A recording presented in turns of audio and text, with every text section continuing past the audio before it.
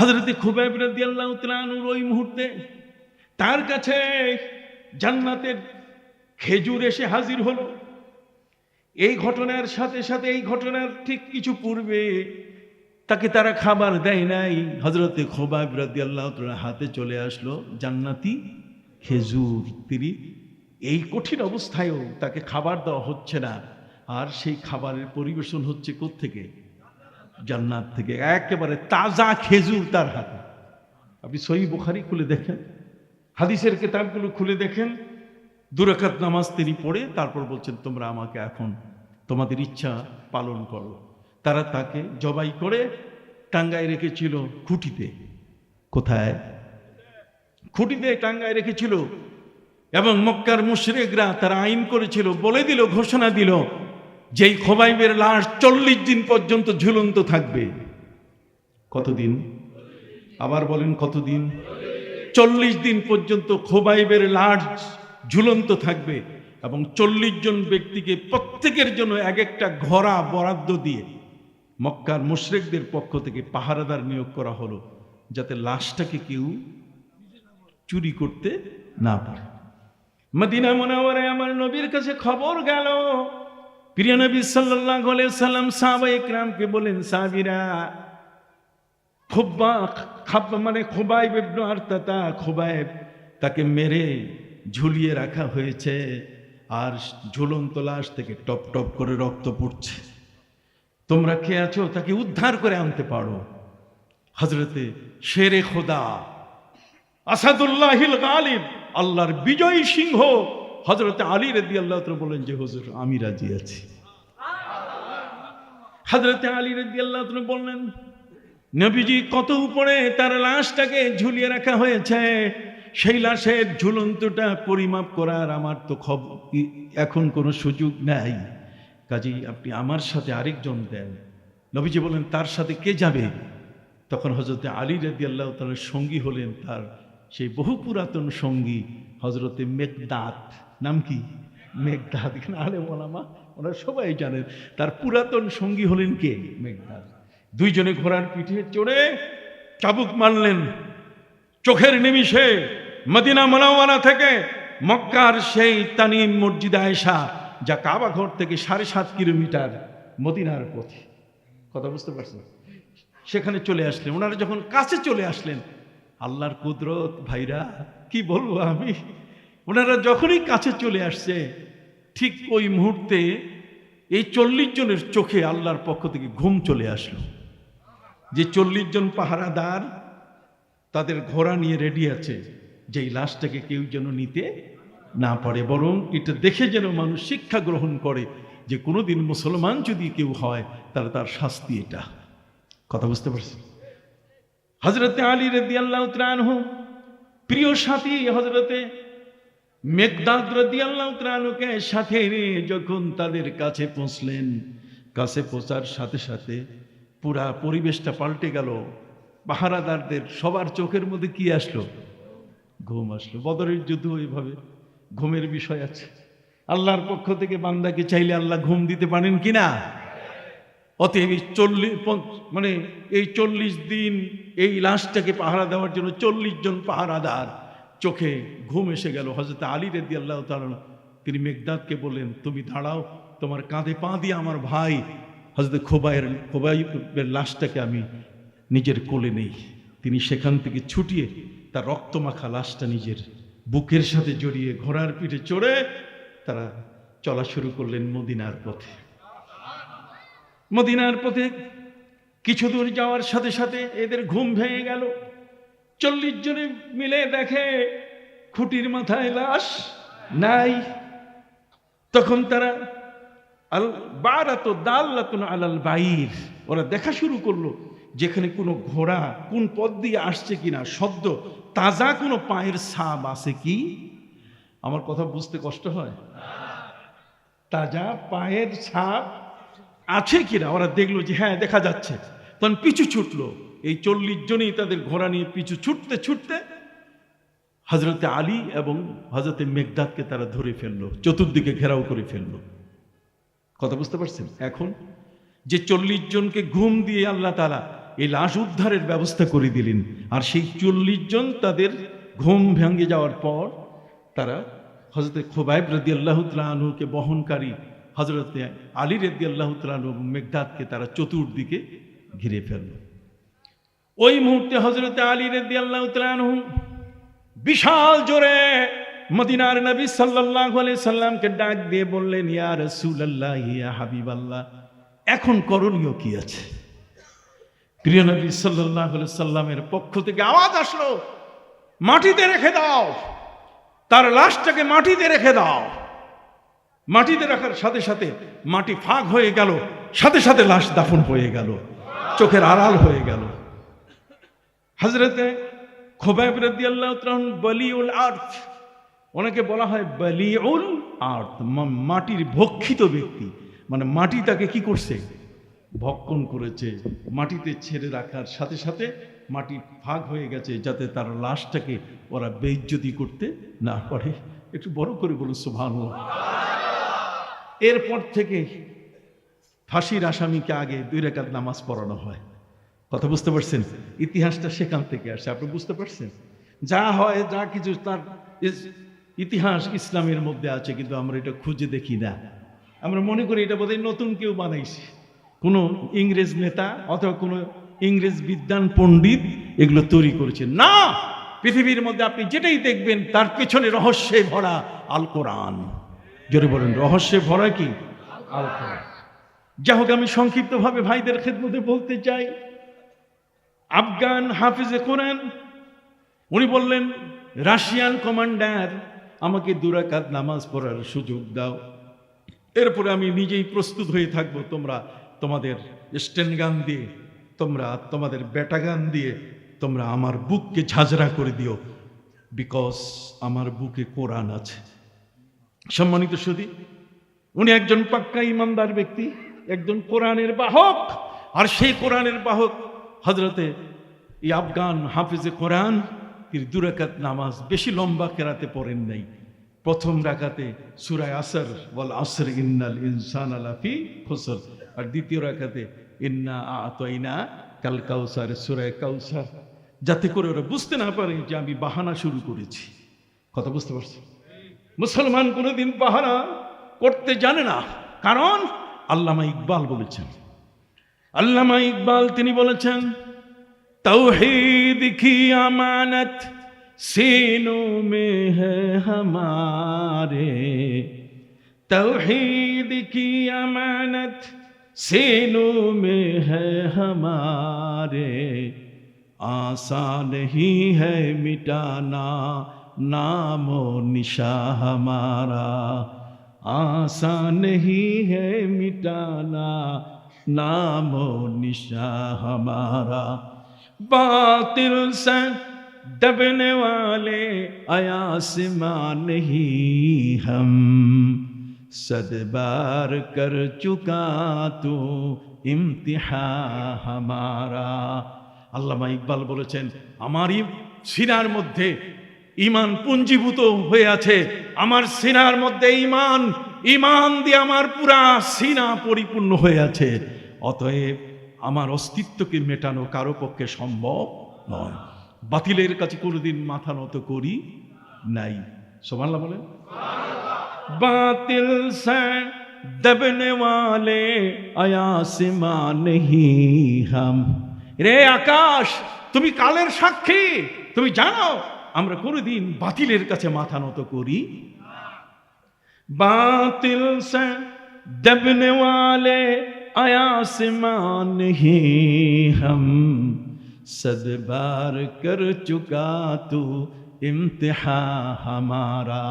শতবার তুমি আমাদের পরীক্ষা করেছো, কিন্তু কোনো পরীক্ষায় আমরা ফেল করি।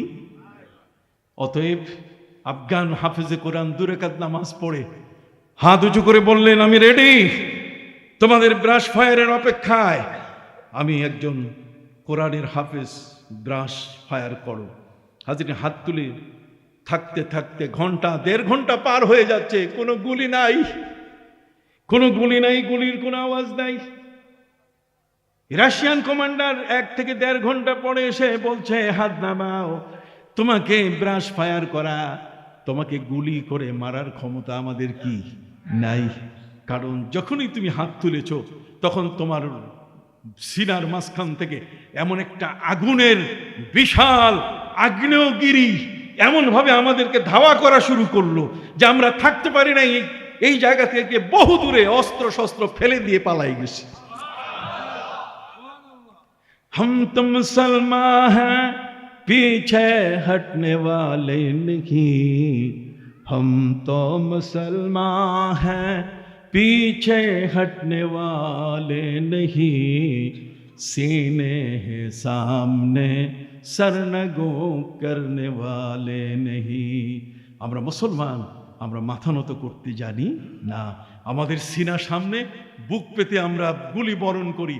আমরা কাউকে পিঠ দেখাই, পৃষ্ঠ প্রদর্শন করি না, কাউকে আমরা কখনো পিঠ দেখাই না।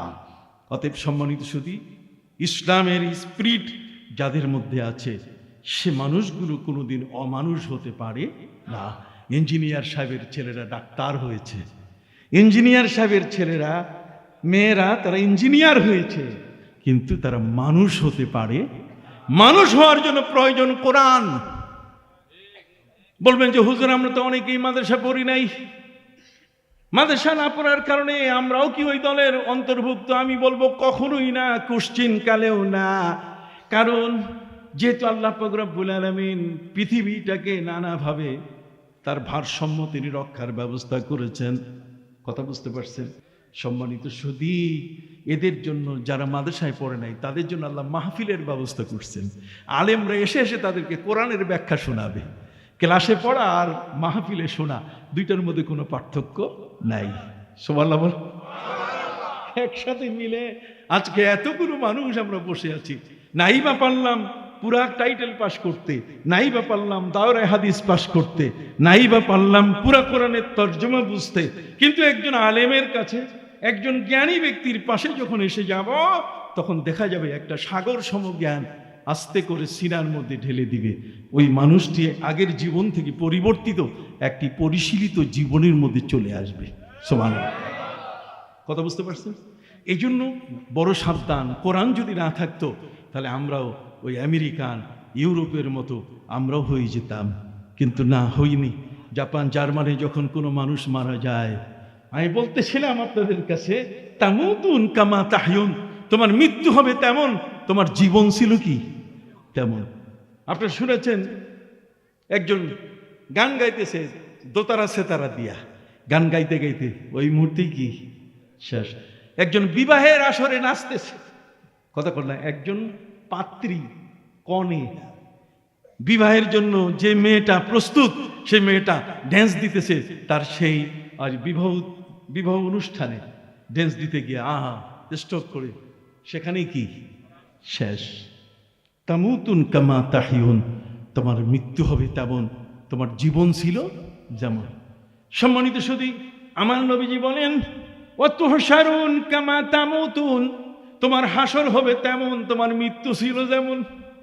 তুমি সুদ খাইয়া মরছো, তুমি ঘুষ খাইয়া মরছো, তুমি গান গাইয়া মরছো, তুমি এই ধরনের অবস্থায় কিয়ামতের ময়দানে ওই গায়কদের সাথে, সুদখোরের সাথে তোমার হাসর হবে। তুমি কোনোদিন দিনদার, পরেজগার, মুত্তাকি, আল্লাহওয়ালা এই ধরনের কোনো ভালো মানুষের সঙ্গী হতে পারবে না।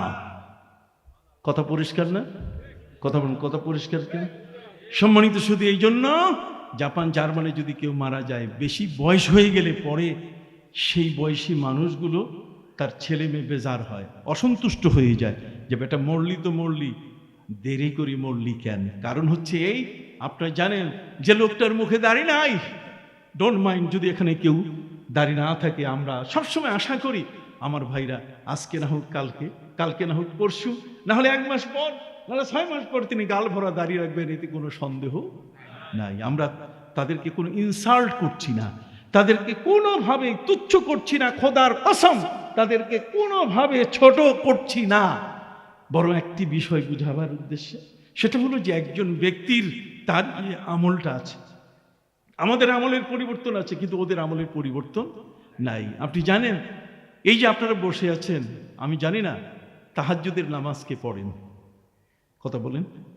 তাহাজ্জুদ পড়া মানুষগুলো যখন মৃত্যুবরণ করে, তাহাজ্জুদ মানে গভীর রজনীতে উঠে উঠে যে মানুষগুলো ওয়া মিনাল লাইলি ফাতাহাজ্জাদ বিহি নাফিলাতাল লাক আসা আন ইয়াবআসাকা রাব্বুকা মাকামান মাহমুদা। রাতের গভীরে যে ব্যক্তি দাঁড়িয়ে দাঁড়িয়ে অথবা বসে বসে তাহাজ্জুদের নামাজ, যার যেমন সক্ষমতা, যদি তাহাজ্জুদের নামাজ আদায় করে তার দুইটা বিষয় নিশ্চিত হয়ে যায়। তার মধ্যে একটি হলো সেই ব্যক্তির মৃত্যুর সময় তার চেহারাটা নূরের আলোতে ভেসে উঠবে, নূরের আলোতে তার চেহারাটা কি আলোকিত হয়ে যাবে। আর দ্বিতীয় নম্বর, কালেমা তার নসিব হয়ে যাবে, সে কালেমা পড়তে পড়তে দুনিয়া থেকে কি বিদায় নেবে। তো জাপান জার্মানির ওরা কি তাহাজ্জুদ পড়ে? এই জন্য 70-80 বছর বয়সে যখন মারা যায় তখন মুখ কলকাতা দিল্লি হয়ে যায়। তার মানে এই গালটা এইভাবে ভেসকায় গেছে, মুখটা এইভাবে চলে গেছে, দেখতে বিশ্রী। এই জন্য তারা বিউটিশিয়ানকে খবর দেয়, বিউটি পার্লারে খবর দেয় যে আমার বাপের মুখটা বাঁকা হয়ে গেছে, মরার পর এটার একটু সোজা করা দরকার। কথা বুঝেন নাই? এই সোজা করতে যাইয়া কসমেটিক প্রসাধনী দিয়ে, ওষুধ দিয়ে, মেডিসিন দিয়া এটাকে সোজা করে। সোজা করার পরে তারপর রেখে দেয়। এই কসমেটিক সার্জারি যেটা, কতক্ষণ না, এই কসমেটিক সার্জারিটা করতে যাইয়া এক পর্যায়ে এত টাকা তাদের ব্যয় হয়, এই জন্য ছেলে মেয়ে গোসা হয়, বেটা মরলি তো মরলি, বুড়া হয়ে মরলি কা। হ্যাঁ, তুমি আগে মরলি তো এই টাকাটা খরচা হতো না। কথা বুঝতে পারছেন? আরো মহাকাণ্ড, লাশটা যেখানে আসবে সবাই তো লাশটাতে টাটা দিবে। কি দিবে? টাটা। টাটা বুঝেন তো? এটা আমাদের দেশে, আমাদের মধ্যেও এসে গেছে। বাপ তার ছেলেকে বলছে, তোর কাকু যায়, টাটা ক কাকু টাটা।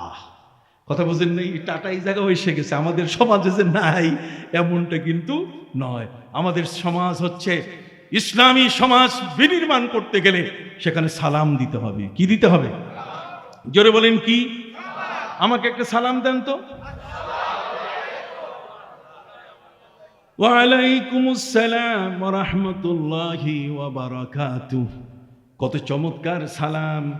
পৃথিবীর মধ্যে সালাম ভাইরা আমার 3 ধরনের সালাম আছে।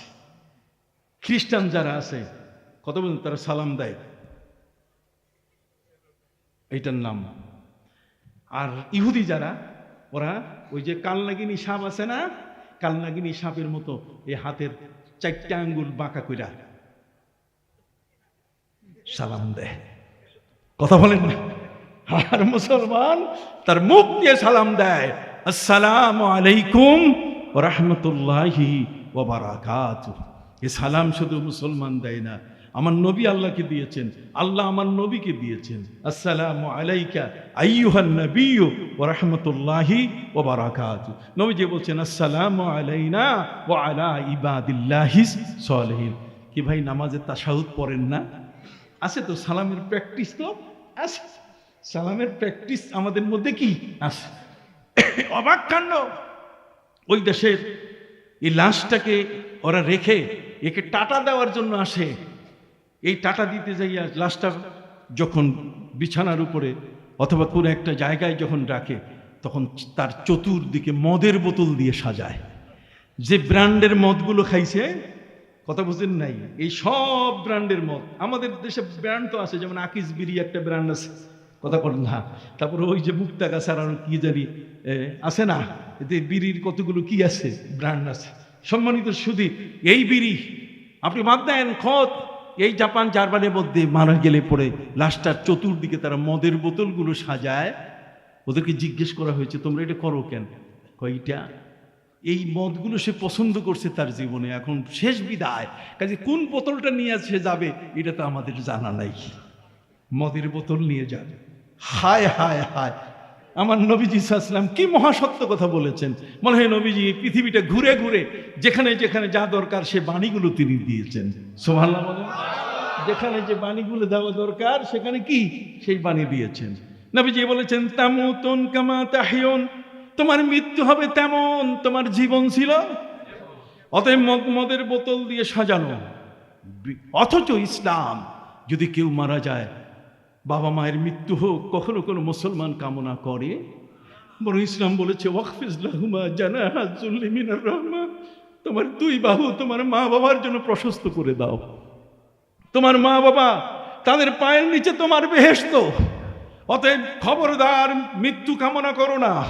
একদিন বেশি বাঁচলে 5 ওয়াক্তের নামাজ তুমি বেশি পাইলে, 1 বছর বেশি পাইলে আরেকটা রোজার মাস তুমি বেশি পাইলে, 2টা ঈদের নামাজ তুমি বেশি পাইলে, একটা লাইলাতুল কদর তুমি বেশি পাইলে। কি বলেন ঠিক কি না? না 8 রাকাত পড়বো এই জন্য দরকার নাই। তারাবি কয় রাকাত? হাত উঠান তো, কয় রাকাত? খবরদার, তারাবি হলো 20। 8 রাকাত না। হযরত উমরের চেয়ে বেশি বড় পণ্ডিত, উমরের চেয়ে বড় পণ্ডিত। উমর নবীর সাহাবী। নবীজি বলছেন আমার পরে যদি কোনো নবী থাকতো তাহলে উমর নবী হতো। কথা বুঝলেন? উমর সম্পর্কে অসংখ্য ঘটনা। ওয়াশাদ্দুহুম ফি আমরিল্লাহি উমর। আল্লাহর বিধান পালনের মধ্যে সবচেয়ে বড় কঠোর ছিলেন কে? হযরত উমর। সেই উমর লক্ষ সাহাবীর মাঝখানে তিনি ইমাম নিয়োগ করলেন হযরত উবাই ইবনে কাব রাদিয়াল্লাহু তাআলা আনহুকে, এবং তিনি বললেন 20 রাকাত তারাবি হবে। তার দেশের নবীজির লক্ষ লক্ষ সাহাবী বেঁচে ছিলেন, কেউ প্রতিবাদ করে নাই। এখন মৌলবী কোনখান থেকে নাক বাইর কইরা বলা শুরু করছে 20 রাকাত নাই, কত? আমার জীবনের সবচেয়ে বড় মূল্যবান সময়। ওয়াসারিউ ইলা মাগফিরাতিম মির রাব্বিকুম ওয়া জান্নাতিন আরদুহাস সামাওয়াতু ওয়াল আরদ উইদ্দাত লিল মুত্তাকিন। আল্লাহ বলছেন তুমি ইবাদতের প্রতিযোগিতা করো, ফুটবলের প্রতিযোগিতা নয়, নারী প্রাপ্তির প্রতিযোগিতা নয়, বন খেগো কে কত টাকা মারতে পারে, লুটপাট করতে পারে, কে কত টাকা বিদেশে পাঠাতে পারে, কে কত টাকা দেশকে ধ্বংস করার জন্য লুটপাট করতে পারে, ইত্যাদি ইত্যাদি। খবরদার, এই প্রতিযোগিতায় কখনো যাবে না। বরং তোমার প্রতিযোগিতা থাকবে যে আমার সেজদা কয়টা বেশি হয় আরেকজনের চেয়ে। সুবহানাল্লাহ বলেন। আরেকজনের চেয়ে আমার সেজদা কয়টা বেশি হয়, আমার রুকু কয়টা বেশি হয়। ওয়াসারিউ ইলা মাগফিরাতিম মির রাব্বিকুম ওয়া জান্নাতিন আরদুহাস সামাওয়াতু ওয়াল আরদ উইদ্দাত লিল মুত্তাকিন। ফাস্তাবিকুল খায়রাত, ফাস্তাবিকুল খায়রাত, কল্যাণের পথে আগাও। ওয়াফআলুল খায়রা লাআল্লাকুম তুফলিহুন, বেশি বেশি আল্লাহর পথে ভালো কাজগুলো করো, তুমি সফল হয়ে যাবে। সুবহানাল্লাহ বলেন। কিন্তু আজ এগুলোতে নাই। আজ আমাদের সমাজ এমন হয়ে গেছে যে আমরা ভালো কাজের সন্ধান খুঁজে পাচ্ছি, এর কারণে যেহেতু কোরআন আমাদের হাতছাড়া হয়ে যাচ্ছে। জোরে বলেন, কোরআন আমাদের কি হাতছাড়া হয়ে যাচ্ছে। কোরআনের মজলিসগুলোতে এখন কোরআনের কথা বলা হচ্ছে না। কোরআনের মজলিসগুলো এখন নাটকের মঞ্চের মতো, সেখানে নাটক মঞ্চস্থ করা হচ্ছে। সেখানে কোরআন হাদিসের অসংখ্য দলিল এই মানুষগুলো এসছে, তাদের একার জন্য নয়, বিশ্বের সকল মুসলমান মুর্দে গানের জন্য দোয়া চাওয়া হচ্ছে। কি বলেন ঠিক কিনা? আজকের আগামীকাল সকালে মসজিদ উদ্বোধন হবে, ইবাদতের একটা মসজিদ। সেই মসজিদটি তৈরি হচ্ছে, সেখানে ভাইরা মিলে 25 লক্ষ টাকা তারা দিয়েছেন, আরো সবাই একে একে করে দিয়ে ইবাদতের ঘর তারা তৈরি করার জন্য এগিয়ে যাচ্ছেন। এই অগ্রসরতা, এই প্রতিযোগিতা, এটি আল্লাহ বলছেন ওয়াসারিউ ইলা মাগফিরাতিম মির রাব্বিকুম। আল্লাহর মাগফিরাতের দিকে প্রতিযোগিতা করে আগাও। তোমার সেজদা কয়টা বেশি হবে? যদি 20 টাকার তারাবির মধ্যে 8 রাকাত পড়েন, তাহলে 24টা সেজদা আপনার জীবন থেকে বাদ পড়ে গেল। কথা বলেন, 12 রাকাতে সেজদা কয়টা? 24টা। 12টা রুকু চলে গেল, 12 বার কোরআন তেলাওয়াত চলে গেল, 12 বার রুকু সাজদার তাসবিহ সব চলে গেল। নবীজি সাল্লাল্লাহু আলাইহি ওয়াসাল্লাম বলছেন মান তাকাররাবা ফিহি বিখাসলাতিন মিনাল খায়র কামান আদ্দা ফারিজাতান ফিমা সাওয়া। যে ব্যক্তি একটা নফল ইবাদত করে রমজান মাসে, সে একটা ফরজের সওয়াব পায়। আর যে ব্যক্তি একটা ফরজ আদায় করে, সে অন্য মাসের 70টি ফরজের কি সওয়াব পায়। আমার তো সওয়াব দরকার, আমার মৌলবীর ফতোয়া দরকার নাই। কথা কোন? এতদিন সব ভুলের উপরে থাকলাম, এই 1400 বছর সব মানুষগুলো ভুল করলো, এখন নতুন করে আমাদের জীবন শুধরাচ্ছে একদল। খবরদার, সেই পথে কখনো যাবেন না। আপনি মন খারাপ করলেন? আমি সত্য কথা বলছি, এটা একটা কওমি জলসা। কওমি জলসা মানে একটা সামাজিক জলসা, একটা সামাজিক মাহফিল।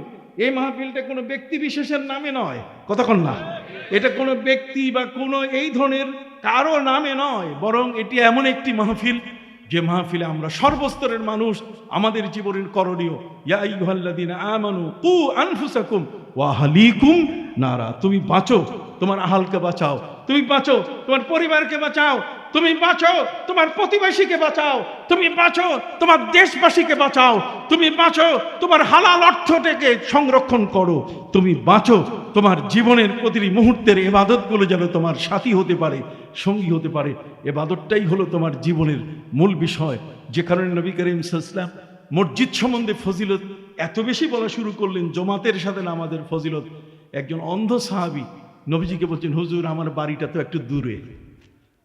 আমার বাড়ি কি দূরে? আমার বাড়ি, আমার এই বাড়ি থেকে মসজিদে আসতে বেশ কয়েকটা বাড়ি ক্রস করে আসতে হয়, আমি অন্ধ মানুষ দেখি না। নবীজি, আপনি জমাতে নামাজ পড়লে 27 গুণ সওয়াব পাওয়া যায়, এই সওয়াব থেকে আমার এই চোখের কারণে আমি বঞ্চিত হয়ে গেলাম। নবীজি, আমি কি এই সওয়াবটা পাবো না? আল্লাহর নবী সাল্লাল্লাহু আলাইহি সাল্লামকে প্রস্তাব করলো সেই সাহাবী, হুজুর আমার বাড়িটা ভেঙে আমি কি কাছের বাড়ি, আমার নোকসান হোক, তারপর নামাজের খাতিরে মসজিদের পাশে আমি বাড়ি নিতে পারি কিনা, জায়গা কিনতে পারি কিনা? নবীজি বলছেন, না, তুমি তোমার জায়গায় যেখানে বাড়ি আছে সেখানেই থাক, আমি তোমার ব্যবস্থা করতেছি। নবীজি সাহাবীদের বললেন, সাহাবীরা তোমরা বাজার যাও, বাজার থেকে একটা রশি কিনে নিয়ে আসো। কি? বাজারে যাইয়া কি কিনে নিয়ে আসো? একটা রশি কিনে নিয়ে আসো। বিশাল লম্বা রশি সাহাবায়ে কেরাম নিয়ে আসলেন। নবী করিম সাল্লাল্লাহু আলাইহি ওয়াসাল্লাম বললেন, রশিটার একটা মাথা ওই অন্ধ ব্যক্তির বাড়ির খুঁটির সাথে, আর আরেকটা মাথা মসজিদের খুঁটির সাথে বেঁধে দাও। বেঁধে দেওয়ার পরে নবী করিম সাল্লাল্লাহু আলাইহি ওয়াসাল্লাম অন্ধকে বললেন, এই আজান শুনলে এই রশিটা ধরে ধরে ধরে তুমি মসজিদে আসবে, আর নামাজ শেষ হয়ে গেলে রশি ধরে ধরে তোমার ঘরে তুমি পৌঁছবে। সুবহানাল্লাহ, আর জোরে বলেন সুবহানাল্লাহ। কে আপনাকে এই পরামর্শ দিবে? আমার নবী না হলে, কোরআন না হলে আজকে আমরা অন্ধকারের মধ্যে আমরা পড়ে থাকতাম। কি বলেন, ঠিক না? মানুষ আমাদেরকে নানাভাবে আমাদের ঈমান, আমাদের আমল, আমাদের আখলাক, আমাদের চরিত্র, আমাদের ভাষা, আমাদের পরিভাষা সবগুলোকে ধ্বংস করে ফেলত। যা হোক, আমি আমার ভাইদের খেদমতে বলতেছিলাম, এই জগতের মধ্যে আল্লাহ পাক রব্বুল আলামিন তিনি আমাদেরকে জীবন দিয়েছেন, জীবনের মাঝখানে, জীবনের ভিতর মৃত্যুটা কি? লুকানো। যেমন দোয়া কার হাতে কবুল হয়, এটা কি? লুকানো। আপনারা বুঝতেছেন কিনা? তাহলে আমার হায়াতের মধ্যে আমার জীবনটা যেহেতু, মৃত্যুটা যেহেতু লুকানো, তাহলে সেই মৃত্যুটা কবে হবে? হবে কবে? কথা বুঝতে পারছেন? আমরা এমন, আমাদের মুরব্বী যদি কেউ মারা যায়, আমরা কেউ মদের বোতল দিয়ে সাজাই না, বরং আমরা ওই পাশের মাদ্রাসার হুজুর হাফেজে কোরআন যারা, ওদেরকে এনে গোল করে বসাই দেই, আপনি তেলাওয়াত করেন, আলিমরা বসে যায়, এলাকাবাসী বসে যায়। ঠিক কিনা ভাই? ওরা মদের বোতল সাজায়, আর আমরা হাফেজে কোরআন দিয়ে কি সাজাই। এটাই ডিফারেন্স। কথা কন না? তাদের সাথে আমাদের সেই ডিফারেন্সটা। এখন আমি আমার হায়াতের মধ্যে আমার মৃত্যুটা গোপন হয়ে আছে। যখন মৃত্যুটা আমার গোপন হয়ে আছে, আমি এখন আমার জীবনে এই মৃত্যুটা গোপন হলে কবে আমি মারা যাব, আসেন মারা যাব কবে সেটাও বলি। পবিত্র কোরআন মজিদে আল্লাহ পাক রব্বুল আলামিন বলেন, وَمِنْكُمْ مَنْ يُتَوَفَّى وَمِنْكُمْ مَنْ يُرَدُّ إِلَى أَرْذَلِ الْعُمُرِ لِكَيْ لَا يَعْلَمَ مِنْ بَعْدِ عِلْمٍ شَيْئًا। পৃথিবীর মধ্যে কোন মানুষ এমন আছে, শিশু মায়ের গর্ভ, সেখানে আমি তাকে শেষ করে দেই, পৃথিবীতে মায়ের গর্ভে সে মারা যায়, এই পৃথিবীতে আসার আর তার সুযোগ থাকে। আবার কেউ জন্ম নেওয়া অবস্থায় মারা যায়। কথা কন না? আবার কেউ এমন হয় যে জন্ম নিতে গিয়ে প্লাসেন্টা প্রিভিয়া মায়ের ফুল বের হয় না। কথা বুঝতে পারছেন? বাচ্চা জন্ম নিতে গিয়ে সে কঠিন অবস্থার শিকার হয়, হয়তো সেখানে এই বাচ্চাটিও মারা যায়। আমার আল্লাহ বলছে, মিনকুম মাইয়ুতাওয়াফা, তোমাদের মধ্যে কাউকে আমি। হযরতে নূহ নবী, পবিত্র কোরআনের মধ্যে সূরা নূহ নামে একটা সূরা আছে। হযরতে নূহ নবী পৃথিবীর মধ্যে বেঁচে ছিলেন 1340 বছর। পবিত্র কোরআনের মধ্যে জুলকারনাইনের কথা আছে, ওয়ায়াসআলুনাকা আন যিল কারনাইন। সেই যুলকারনাইন তিনি পৃথিবীতে বেঁচে ছিলেন 1650 বছর। কত বছর? এই বাংলাদেশের মধ্যে মাদারীপুর একটা জেলা না? এই মাদারীপুর যার নামে তিনি ছিলেন শাহ মাদার রহমতুল্লাহ আলাই, উনি বেঁচে ছিলেন 450 বছর বাংলাদেশে।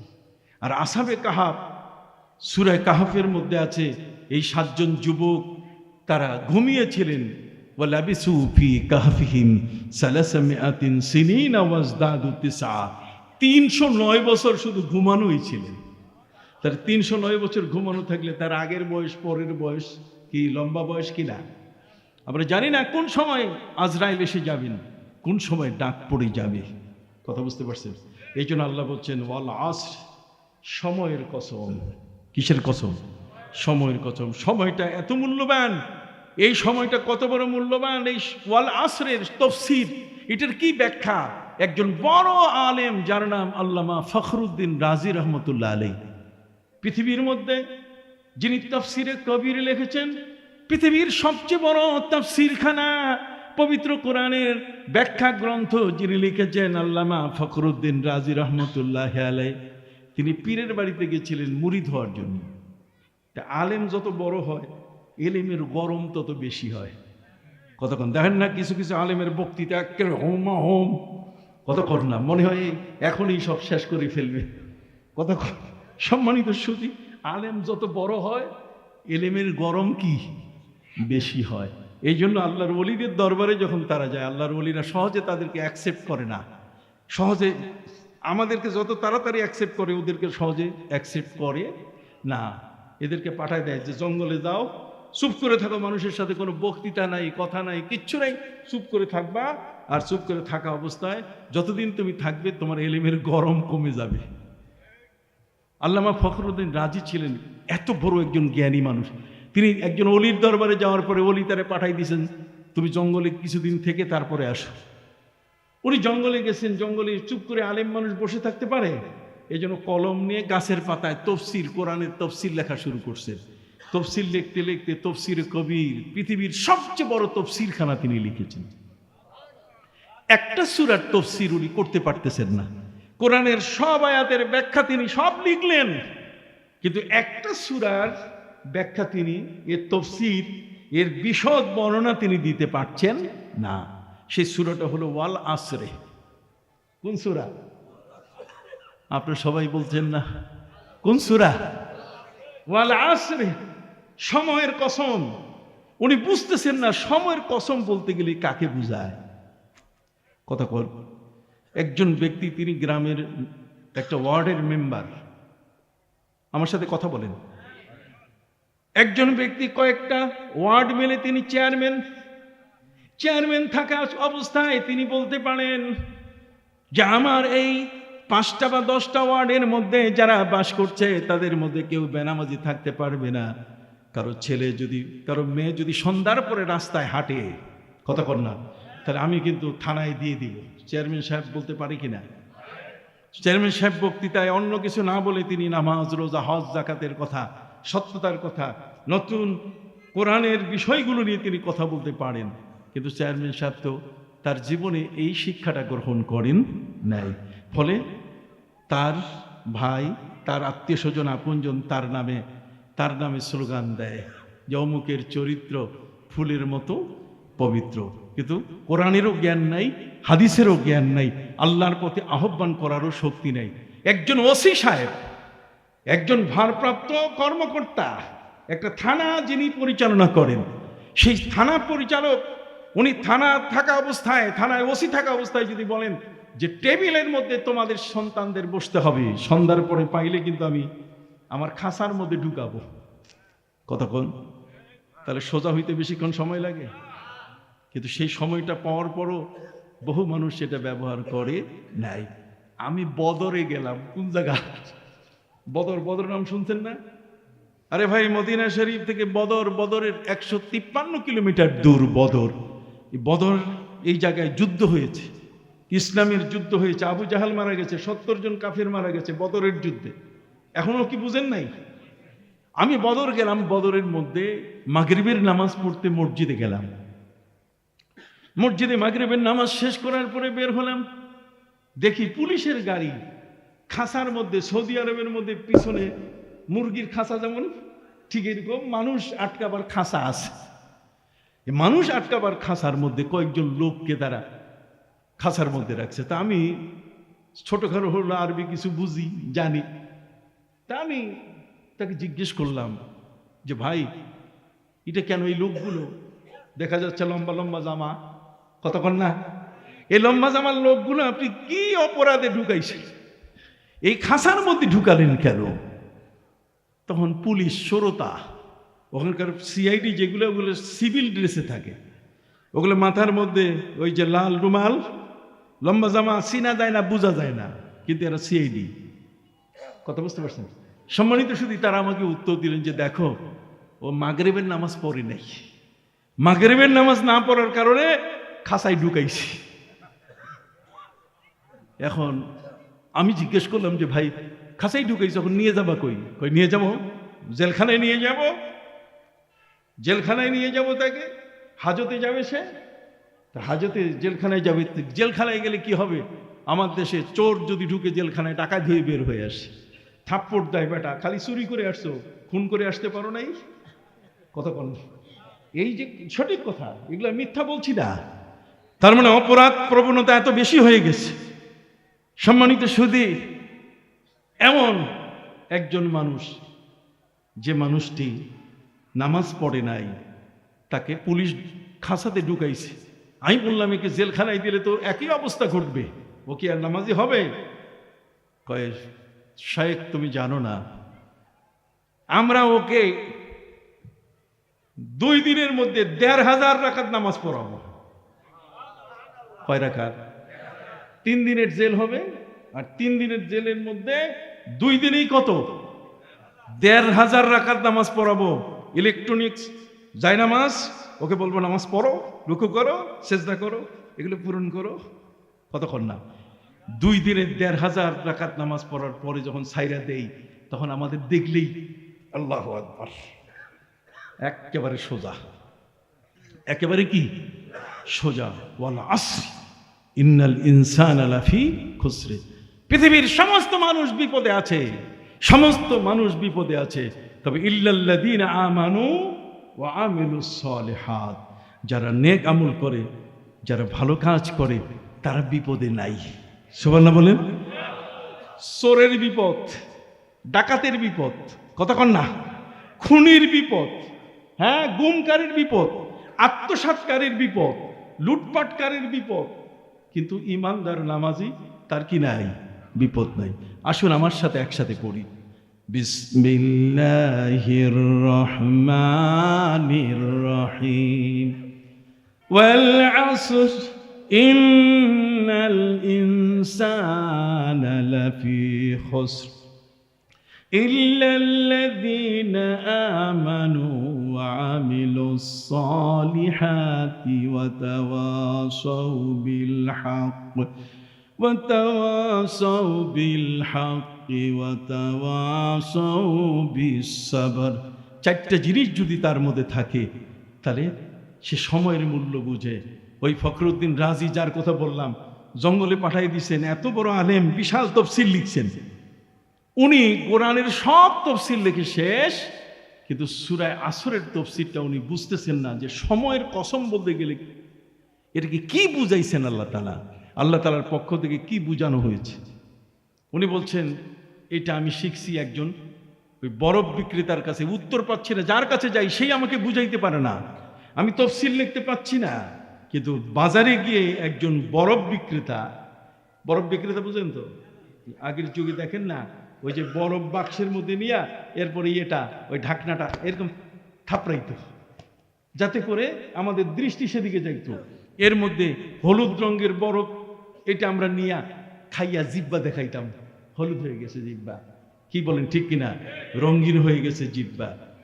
এই বরফ বিক্রেতা কয় তার কাছে আমি কোরআনের তফসির শিখছি, সূরা আসরের তফসিরটা শিখছি আমি ওই বাজারের বরফ বিক্রেতার কাছে। কয় কেমন করে? কয় প্রচন্ড রোদ, শীতরৌদ্রের মধ্যে বরফ বিক্রেতা ডাক দিয়ে বলছে, ভাই তাড়াতাড়ি আপনারা আসেন, আমার এই বরফ কি বলে আইসক্রিম, তাই না, আমার আইসক্রিম নিয়ে নেন, না হলে আমার আমও যাবে সালাও যাবে।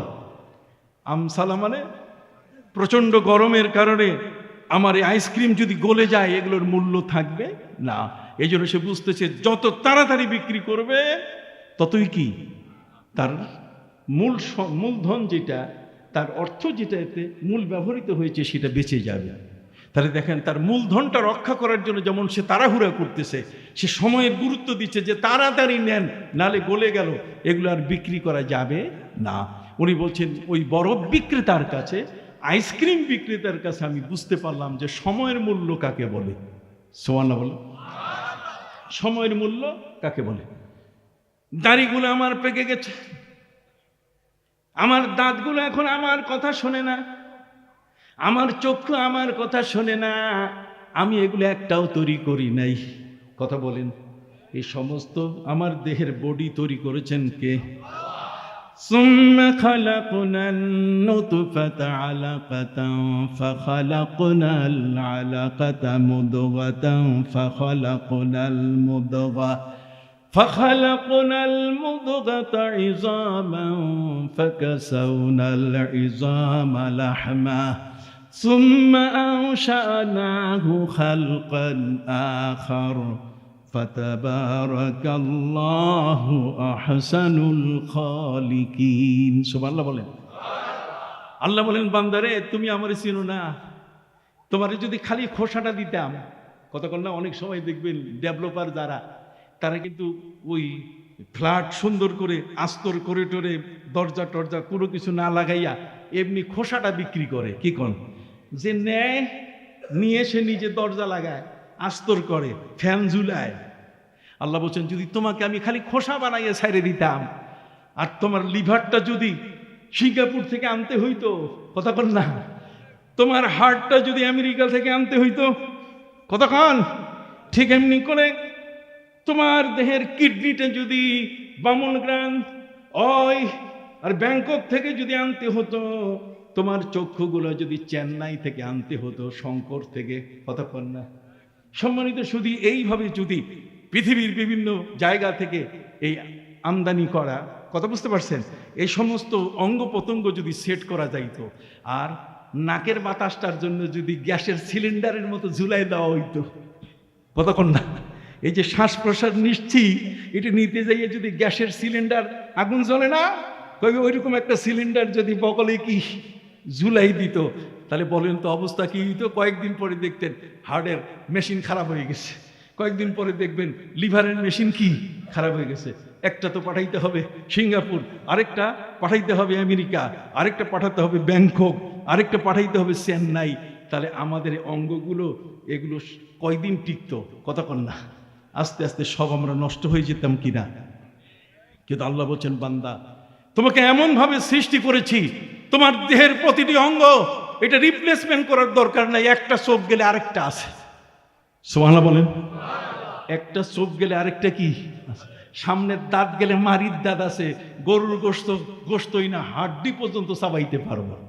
আর যদি না পারো চিন্তা নাই, আমি তোমার খাবার জন্য দুধ আর অটোমেটিক জেলি কলা তোমার জন্য দিয়ে দিছি। কলা খালি ছেলবা আর জেলির মতো খাইতে থাকবা। কতক্ষণ, জেলি যেমন খাইতে গেলে নরম জিনিস, আপনি কলা উঠাইলেই বুড়া মানুষ খাইতে যাই আর দাঁত লাগে না। কথা কি বুঝতে পারছেন? তাহলে আমার দেহের প্রতিটি অঙ্গ, আমার হাত, আমার পা, আমার প্রত্যেকটা জয়েন্ট, এর যে কোনো একটা যদি নষ্ট হয়ে যায়, তাহলে ওইভাবে আবার থাকতে হবে, এটা সোজা করার উপায় নাই। চোখটা যদি নষ্ট হয়ে যায়, তাহলে নতুন করে লাগাইলে কিচ্ছু নাই, কোনো আলো পাওয়া যাবে না। তাহলে আপনি কি আল্লাহর কোনো নেয়ামতকে অস্বীকার করতে পারেন? ফাবিআইয়ি আলাই রাব্বিকুমা তুকাজ্জিবান। আল্লাহর এমন কোন নেয়ামত আছে যে নেয়ামতটাকে আপনি অস্বীকার করতে পারেন? অতএব সম্মানিত শুধু বিনয়ের সাথে আপনাদের কাছে যে বিষয়টা আমি তুলে ধরতে চাচ্ছি, সেটাই হলো এই যে আল্লাহ পাক রব্বুল আলামিন আপনাকে আমাকে তিনি বারবার বলছেন, সময়ের কসম, বুড়া কিন্তু হয়ে যাইতেছো, ঠ্যাং কিন্তু একটা কবরে যাইতেছে। কতক্ষণ না, এই যে পিছলাইয়া পিছলাইয়া যাইতেছে তুমি কবরের দিকে, কেউ তোমাকে ঠেকাতে পারবে না। তোমাকে পৃথিবীর মধ্যে কেউ রক্ষা করতে পারবে না। আল্লাহ পাক রব্বুল আলামিন বলেন, ফালাউলা ইযা বালাগাতিল হুলকুম ওয়া আনতুম হিনাইযিন তানজুরুন ওয়া নাহানু আকরাবু ইলাইহি মিনকুম ওয়ালাকিন লা তুবসিরুন। আল্লাহ বলেন, তোমার যখন মৃত্যুর সময় আসে, তোমার জীবনটা পায়ের মধ্যে নাই, পায়ের মধ্যে তোমার জীবন নাই, তোমার হাতের মধ্যে নাই, তোমার পেটের মধ্যে নাই, তোমার বুকের মধ্যে নাই, তোমার জীবনটা যখন কণ্ঠনালীতে আমি নিয়ে আসি, ফালাউলা ইদা বালাগাতিল হুলকুম, হুলকুম বুঝেন তো, কণ্ঠনালী। তোমার জীবনটাকে গুটাইয়ে যখন কণ্ঠনালীতে নিয়ে আসি, তোমার ব্রিগেডিয়ার ছেলেটা পাশে অস্ত্র নিয়ে বসে আছে, তোমার ডাক্তার এফআরসিএস ছেলেটা বসে আছে, কতক্ষণ না, ওরা চেয়ে থাকা ছাড়া কোনো উপায় নাই। আমিও আল্লাহ তার চেয়ে কাছে আসি, আমি টান দিচ্ছি, তোমার ছেলে মেয়ে কারো কোনো ক্ষমতা নাই তোমাকে রক্ষা করার, আছে? এই জন্য আল্লাহ বলছেন, ফালাউলা ইযা বালাগাতিল হুলকুম ওয়া আনতুম হিনাইযিন তানজুরুন। চোখে দেখে থাকা ছাড়া আর কোনো উপায়, হাঁ করে আছে, কোন সময় পানি দিলে কোন সময় ফুস করে গেল রুহটা, বুঝেন নাই? আপনি নাই, তা আপনি নাই মানে কিছুই নাই। আপনি নাই মানে কি? কিছুই নাই। জমিনের দলিল আছে আপনার? আর মানুষ কথা বলেন না, জমির দলিল আপনার এখন আছে? ওই যে বাড়িটা বানাই গেলেন 10 তলা, এদিকে আপনার আছে? ওই যে শত শত বিঘার জমিন আপনি রেখে গেলেন, এগুলি আপনার আছে? তাহলে আপনি কোথায়? এখনো কি আপনি বুঝেন না? ওরাইতাল মাউতা ফাতামাইতা, কত লাশ কাঁধে করে কবরস্থানে নিলেন, তারপরে কি চোখের পর্দা খুলে নাই? কথা কোন? এই জন্য হযরত আলী রাদিয়াল্লাহু তাআলা বলেন, ইদা হামালতা ইলাল কুবুরি জিনাজাতান, ইদা হামালতা ইলাল কুবুরি জিনাজাতান ফাআলাম বিআন্নাকা বা'দাহা মাহমুলু। কারো লাশ কাঁধে করে যদি তুমি কবরস্থানে নিয়ে যাও, তাহলে তুমি দেখবে, তোমার মনের মধ্যে আসা উচিত, একদিন তোমাকেও আরেকজনের কাঁধে করে কবরস্থানে নেওয়া হবে। পবিত্র কুরআন মজিদে আল্লাহ বলেন, কাম তারাকু বিন জান্নাতিন ওয়া উয়ুন ওয়া যুরু'in ওয়া মাকামিন কারীম ওয়া না'মাতিন কানু ফিহা ফাকিহিন। আল্লাহ বলছেন, বড় বড় ল্যান্ডলর্ড, তালুকদার, জমিদার সবগুলোকে মাটির তলে শোয়াই দিছি। ক্ষমতা কার? আবার জোরে বলেন। এই জন্য আল্লাহ বলছেন, তাবারাকাল্লাযী বিয়াদিহিল মুলকু ওয়া হুয়া আলা কুল্লি শাইইন কাদির আল্লাযী খালাকাল মাউতা ওয়াল হায়াতা লিয়াবলুয়াকুম আইয়ুকুম আহসানু আমালা ওয়া হুয়াল আজিজুল গফুর। সুবহানাল্লাহ বলেন। আল্লাহ বলছেন, প্রচন্ড ক্ষমতার অধিকারী আমি। সারা দুনিয়ার সমস্ত ডাক্তার পিছে যদি তোমাকে খাওয়ানো হয়, তোমার জান বাঁচাবার জন্য যদি একেবারে মকরদোষ তোমাকে খাওয়াই দেওয়া হয়, কোরামিন ইঞ্জেকশন দেয়, তারপরও তোমাকে কেউ বাঁচাইতে পারে। রুহটা হলো আমার আদেশ। আমি যদি বলি থাকো তো আছে, আর যদি বলি আসো তাহলে নাই। কি বলেন? ঠিক আছে? রুহটাকে ধরে রাখতে পারবেন?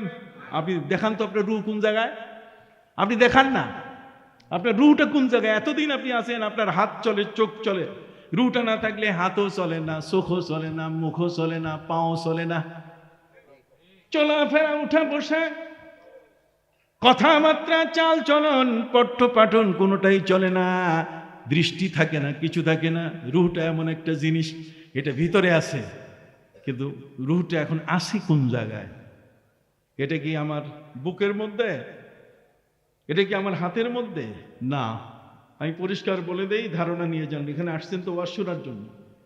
সম্মানিত সুধী, কতগুলো জিনিস আছে যেগুলো যার মধ্যে সহজে প্রবেশ করানো যায় না, কিন্তু সিস্টেমে প্রবেশ হয়ে যায়। সিস্টেমে কি প্রবেশ কি হয়ে যায়। যেমন আপনি দেখবেন একটা লোহা, সবাই বলেন কি, আপনি আঙ্গুলটা ঢুকান দেখি লোহায় পারবেন? লোহার মধ্যে যদি এই যে মাউথপিসটা আছে লোহা, আমি যদি আঙ্গুলটা লোহায় ঢুকাইতে চাই তাহলে যাবে, কিন্তু আমি আগুনকে দিয়ে যদি ঢুকাইতে চাই আগুনটা তাহলে যাবে। কতক্ষণ না? আগুন আমি লোহার মধ্যে ঢুকাইতে পারবো, কিন্তু আমার আঙ্গুলটা ঢুকাইতে পারবো না। এটা জোরে কর না সুবহানাল্লাহ। রুহটা হলো ঠিক এরকম জিনিস, যেটা আমার মাথা থেকে পা পর্যন্ত ঢুকানো আছে। কতক্ষণ না? মাথা থেকে পা পর্যন্ত কি ঢুকানো। যখন আল্লাহ তাআলা এটা অফ করে দিবেন, আস্তে আস্তে যখন গুটাই ফেলবেন যে এখন আর নাই, তখন হাতও চলবে না, মুখও চলবে না, ভাষাও চলবে না, কথাবার্তা কিছুই চলবে না। এটার নাম মউত। এটার নাম কি? মউত। মৃত্যু যখন আপনার কাছে এসে যাবে, কুল্লু নাফসিন যায়িকাতুল মউত, প্রত্যেকটা আত্মাকে মৃত্যু আস্বাদন করতেই হবে। অতএব মৃত্যুর হাত থেকে পালাবার কোনো সুযোগ। হযরত নবী সুলাইমান আলাইহিস সালামের সময় বাইতুল মুকাদ্দাসের পাশে ফিলিস্তিনে, সেখানে একজন যুবক নবী সুলাইমানকে দেখে বলছে, নবী সুলাইমান, আপনার কাছে বিনয়ের সাথে আবেদন করছি। কয় কিসের আবেদন? কয় আমি এমন একটা লোককে দেখতে পাচ্ছি যে লোকটার পা দুখানা মাটির উপরে আর মাথার চান্দিটা আকাশের সাথে লাগানো। পা দুখানা মাটির সাথে আর মাথাটা কার সাথে? চান্দিটা আকাশের সাথে। এত লম্বা মানুষ দেখি নাই। তার দুটা চক্ষু ওই যে পদ্মা নদীর পাশে যেমন বড় বড় লঞ্চ স্টিমার যায়, কার্গো জাহাজ যায়, এগুলোর যেমন সার্চ লাইট, কি আমি ভুল কইছি? সার্চ লাইট যেরকম, ঠিক অনুরূপ ভাবে ওই লোকটার চোখ দুটা এত বড়। ও আমার দিকে তাকাইলে আমি আর নাই, ও আমার দিকে তাকাইলে আমি নাই হইয়া যাই। নবী সুলাইমান, আপনি আমাকে সাহায্য করেন। ওই লোকটার চোখের আড়াল করার জন্য বাতাস তো আল্লাহ তাআলা আপনার অধীনস্থ করে দিয়েছেন। কথা বল, বলে সুলাইমান আর রিহা আসিফা, বাতাস আপনার হাতে, অতএব বাতাসকে আপনি যা বলবেন তাই হবে। নবী সুলাইমান, আপনি আমাকে এই লোকটার চোখের আড়াল করে দেন, যে লোকটার পা দুখানা মাটির উপরে আর মাথার চান্দিটা আকাশে। এত আসমানে এত বড় বিশাল দুইটা চক্ষু, আমি তার চাহনি সহ্য করতে পারছি না। নবী সুলাইমান বাতাসকে বলেন, ঠিক আছে, কাঁধে উঠাও। এরে কাঁধে উঠাইয়া ফিলিস্তিন থেকে ভারতের সমন্নাতের জঙ্গলে ওকে ফেলে দাও।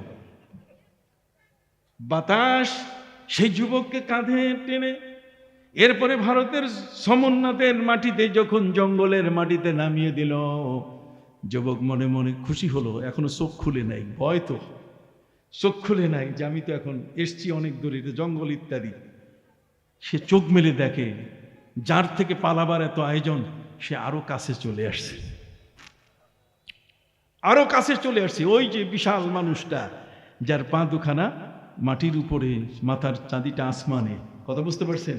সে এসে বলছে, যাও কই, আমি তোমার আজরাইল, আমি তোমার কি, আমাকে যে হুকুম দেওয়া হয়েছে সেই হুকুমটা হলো তোমার মৃত্যু কার্যকর হবে সমন্নাতের জঙ্গলে, এই মাটিতে। কথা কন।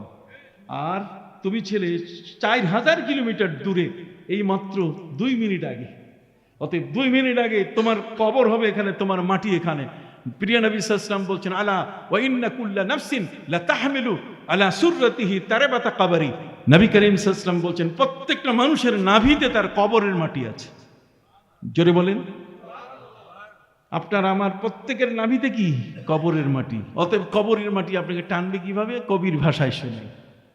কবি বলেছেন, আদমিরা দো চিজ কশদ জোরে জোর, আদমিরা দো চিজ কশদ জোরে জোর, একে আবেদানা দিগার খাকে গোর, একে আবেদানা দিগার খাকে গোর।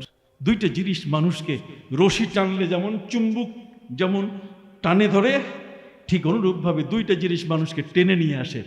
তার মধ্যে একটা হলো তার দানা পানি, তার রেজেক। কতক্ষণ না? আজকে আমি আমার কাজী সাহেব না, এই যে কাজী মোহাম্মদ মনিরুজ্জামান বাবু ভাইয়ের বাড়িতে আমি যে 4টা খাইলাম, কতক্ষণ, এই যে আল্লাহ 4টা খাওয়াইলো, আমি জীবনও তো ভাবি নাই এই দানা আমার কোনোদিন আমার নামে বরাদ্দ, এই লিস্ট আমার কাছে ছিল না।